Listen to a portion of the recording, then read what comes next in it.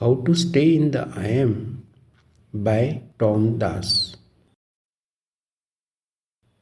Sri Nisargadatta says in the book I Am that he focused on the feeling I am, which sounds like pretty simple instruction.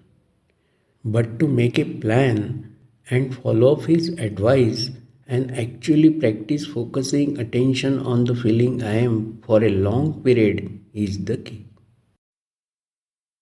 Nisargadatta says, stay with the I am. I think he is telling us to stay with the I am. It's that simple. We can take his words for face value, I think. But who wants to stay with the I am? Who wants to do that? Raise your hand if you want to stay with the I am. People don't want to stay with the I am. People want to do everything but to stay with the I am. People want to read about staying with the I am. People want to talk about staying with the I am. But who wants to actually do it? Sri Nisargadatta said, it is not just listening to my words, it's following them. So again, the mind tries to always escape the heart of the teaching. The mind is always trying not to get this, and it will do everything it can often to avoid this. So, who wants to stay with the I am? Nisargadatta's staying with the I am is a wonderful practice. It's a powerful practice. It will take you all the way home. Because what you are doing is you are taking away the power of the ego, taking away the sense of identity. You are no longer identifying yourself as this or that. These words, this or that, are being referred to objects or phenomena. Objects are the things that appear to us, that we are aware of, that we perceive. Objects that appear in our consciousness and we identify with these objects. For example, we identify with the body, the mind, and the world. The primary identification is with the body-mind. Perhaps the primary identification is with the mind. And staying in the I am is saying, no, don't identify as the body. Don't identify as the mind. Don't place your attention on the body. Don't place your attention on the mind.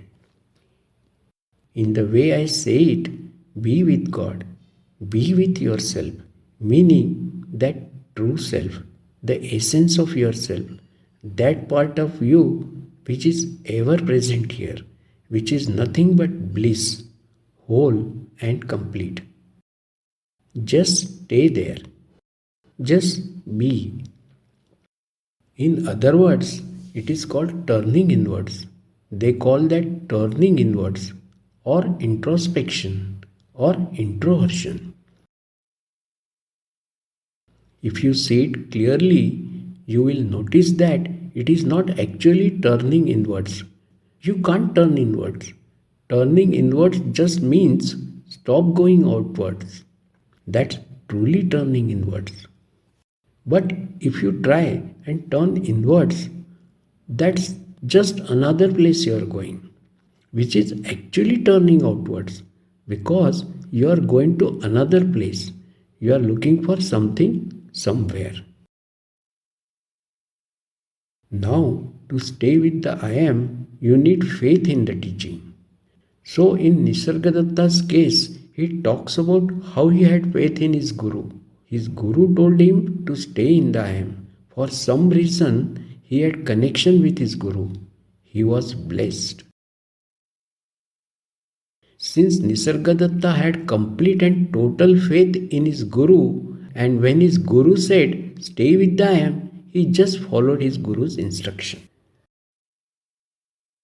Nisargadatta talks about how he spent as much time as possible amidst his busy life, of being a householder, of looking after his shop. He had a family, wife and children, and finances to look after, and stresses and strains of being not so wealthy person in 20th century India in Mumbai. You imagine that couldn't have been an easy life, and yet he carved out time every day to be with the I Am. Why? Because he had faith. He had complete and total faith in his Guru's teaching. So you need the faith, and it works. It certainly works. The teaching works. And as I said, it will take you all the way home. Just be with the I Am. This is all you need to understand. And then the understanding, the logic of understanding leads to faith, and that leads to practice. Alternatively, you don't necessarily need faith. You can start with logic and the understanding. But how does understanding go? The understanding goes like this. It is important to realize that fulfillment, lasting fulfillment, is what we are interested in, right? What are we interested in? We are interested in lasting fulfillment. Make that your goal. Make the lasting fulfillment your goal, not the temporary fulfillment. Eventually, a temporary pleasure leads to pain because it will go and it's unstable. Even if it doesn't go, you will be afraid of losing it. And in the end, everything you attain, you will eventually lose or you will die. You will lose it through death. So, you will be afraid of death. But we are looking for a lasting happiness, lasting fulfillment. And notice that lasting fulfillment cannot be obtained through any object, through anything, through any phenomena. No thing can give us lasting fulfillment. And the ego, the person, is looking for happiness in objects, is looking for happiness in the body, the mind and the world, in worldly things. Person is looking for happiness even in conceptual things. And concepts are just things. They are just objects. They are subtle objects that appear to us. So, it's vitally important to convince yourself through logic or through faith that no happiness, meaning lasting happiness and fulfillment, can be found through the objects of the world. And when you don't seek happiness in the objects of the world, then you are resting in the I Am. Let me repeat. And when you don't seek happiness in the objects of the world, then you are resting in the I Am. You don't have to try and rest in the I Am. Just not seeking happiness in the objects, you are resting in the I Am. You are being as you are. Essentially, this is called renunciation or dispassion.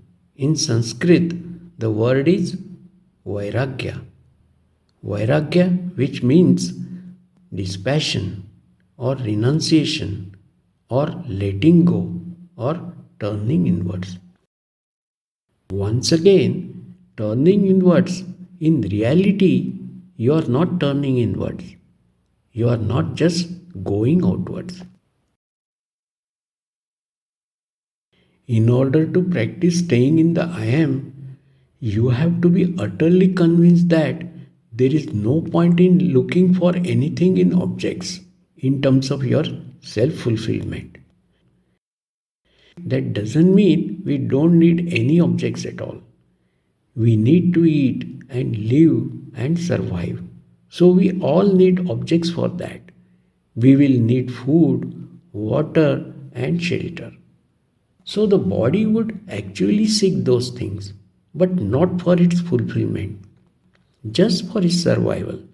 And beyond that, We don't need anything else to be happy. And in fact, seeking happiness in objects causes suffering. That is the cause of suffering. That is suffering. That is the ego. That is the functional aspect of the ego. That's the ego's function. That's how ego acts. It seeks happiness from fulfillment through objects, through phenomena. In other words, there is no happiness to be found in the world, meaning the world of objects, both subtle and gross objects. Understand that experiences, all experiences are objects, even the knowledge and understanding is an object. So, what I am teaching you here is an understanding. That understanding too is an object that appears to you. And the purpose of understanding is to stop you seeking fulfillment in outer things. And when that stopped, then the natural happiness, that is our true nature, that is natural to us, arises by itself as an object because we perceive that. Then what happens? Through this understanding, our desires, our habitual tendencies reduce. Because we realize these things leads to suffering and they don't give lasting fulfillment. Still, remember that understanding alone is not enough. Why? Because if you have got very strong desires for fulfillment in certain things, your addictive tendencies and whatever they happen to be, whether it's to food or to sex or to music or to socializing or to drugs or to whatever it is, whatever addictive tendencies you have, some of them are really strong. And this is where purification teachings can be very important to practice. Things like pranayama, like chanting, like mantras, because these things practically can keep us from following these addictive desires and they can help us break us out of them. This is where meditation ultimately becomes very, very important. So we are becoming very quiet, very silent. The seeds of ignorance are weakened and the momentum of ignorance is weakened and the momentum of self-realization is strengthened and we get this virtuous circle. So what I am saying, yes, be with the I am. It's a great teaching. If you resonate with it, do it. If you resonate with Nisargadatta, do that. Read books that encourage you to do it, but then do it. Don't just talk about it. Even after this understanding, there are few who are still confused as to what exactly it means to be in the I am. Yes, it can be very confusing. When I was seeking, I came across Nisargadatta's teachings and I bought few of his books. I am that and few of his later ones as well. And I actually went through them all and wrote it down whenever he describes it. Because often he will say, stay in the I am, but he won't explain what it means. And at other times, he will explain what it means. So I wrote down all the different descriptions he gives, and they are different. In different places, he uses the word I am to refer to something slightly different. So sometimes he is talking about the absolute, that consciousness which never changes. Sometimes he is talking about the sense of palpable sense of presence, which is actually a very subtle object. That is called sattva, a sense of peace, a peace that comes and goes. He talks about that as the I am. And sometimes he talks about sense of being an individual, the sense of being the ego, that me, the doer, as the I am. So whatever it is for you, it doesn't matter actually. You just hold on to one of them. That's the only thing you have to do. Actually, it is not doing, just observing. If this teaching is for you and you resonate with it, that's the resting in the I am. It can be resting in the jiva, which means resting in the ego. Just say me, me, me. The sense of me, maybe it's in your body. And when you rest in that, after a while, you realize that that's just an object that appears to you. It's not you. And then the sense of I am moves from being in the body to that which knows the body. Maybe it is a more subtler or more fine sense of I am. Maybe it's a sense of presence that is in the chest. And then after some time, you realize again that that's just another object. And eventually, you realize all these are objects. And by, you arrive at the real awareness, the pure sense of subjectivity that cannot be known, that could not be known, meaning it cannot be known as an object. You can't perceive it, because if you could perceive it, you know it. Therefore, it's not you. You are that which knows.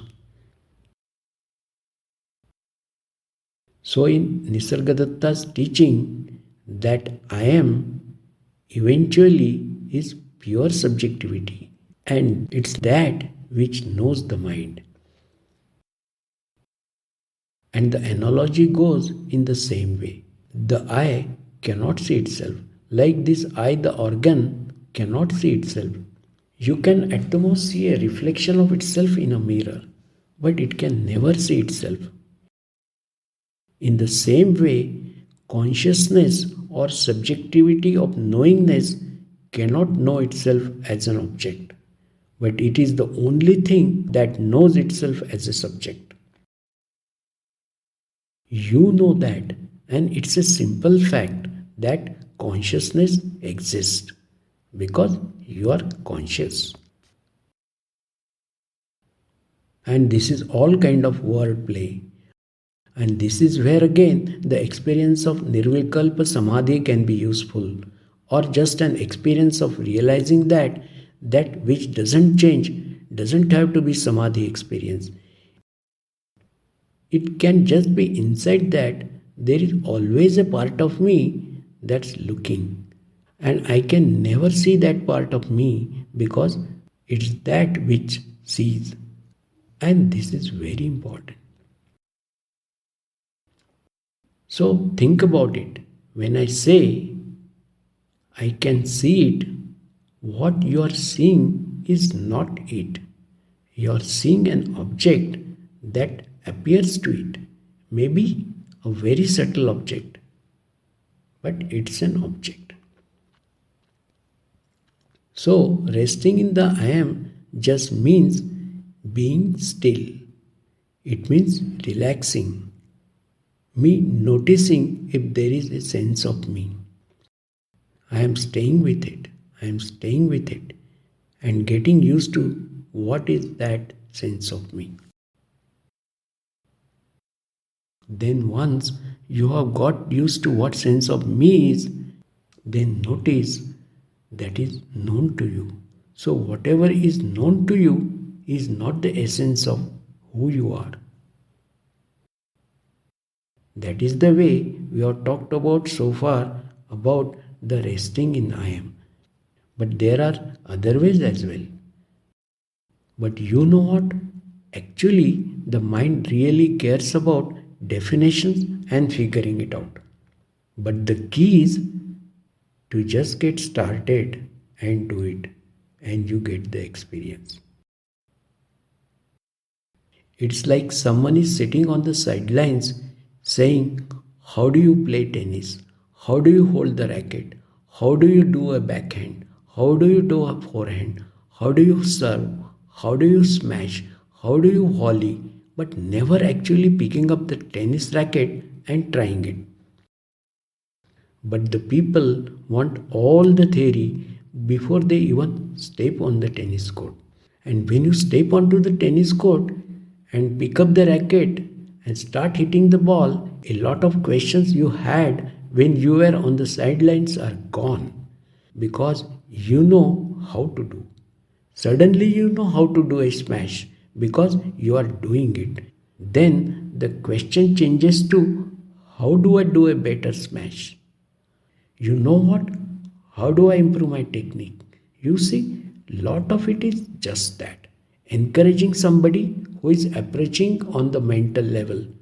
Potentially, I am not saying you are or anyone else, but if you are, you just dive into practice, pick up the racket and hit the ball.